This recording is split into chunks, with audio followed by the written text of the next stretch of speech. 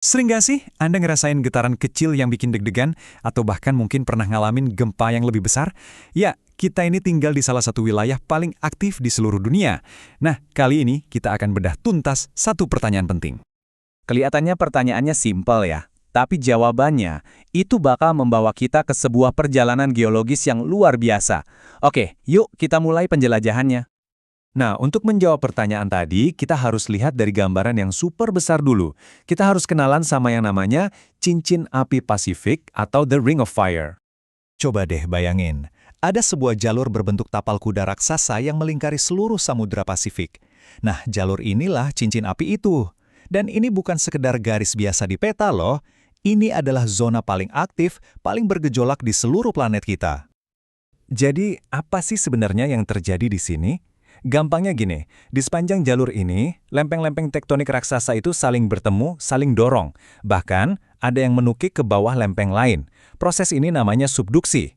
Inilah yang jadi dapurnya ratusan gunung berapi aktif dan penyebab dari sekitar 90% gempa bumi yang terjadi di dunia. Dahsyat kan? Oke, tadi kita udah lihat gambaran besarnya. Sekarang, mari kita zoom in ke rumah kita sendiri. Di mana sih posisi Indonesia di tengah-tengah cincin api yang super aktif ini? Jawabannya ada di satu angka. 4. Ya, angka inilah inti dari semua cerita geologis kita. Ada 4 lempeng tektonik raksasa yang bertemu, bertabrakan, dan terus bergerak tepat di bawah kaki kita. Dan inilah keempat pemain utamanya. Ada lempeng Indo-Australia yang mendorong dari selatan, lempeng Eurasia dari utara, ditambah lagi lempeng Pasifik, dan lempeng Filipina dari arah timur. Jadi, Indonesia ini ibaratnya ada di sebuah persimpangan super sibuk di jalan raya geologis dunia. Gak heran kalau jadi salah satu titik teraktif di seluruh cincin api. Pertemuan lempeng-lempeng ini jelas bukan pertemuan yang tenang dan damai. Ini adalah proses yang terjadi terus-menerus, penuh tekanan, dan melepaskan energi yang luar biasa besar. Sekarang, yuk kita lihat apa saja akibat langsungnya. Bayangkan saja seperti per yang ditekan terus-menerus, lalu tiba-tiba jepret, energinya lepas. Nah, saat energi raksasa itu terlepas, dampaknya sangat nyata dan kuat bagi kita di permukaan. Yang pertama dan paling sering kita rasakan, sudah pasti gempa bumi. Ketika lempeng-lempeng ini saling gesek, macet sebentar, lalu tiba-tiba melepaskan energi yang tertahan, tanah di atasnya akan bergetar hebat. Itulah yang kita sebut gempa tektonik. Pergerakan lempeng yang sama juga yang memaksa magma atau batuan cair dari perut bumi buat naik ke permukaan. Inilah alasan kenapa Indonesia dijuluki negara 1000 gunung api.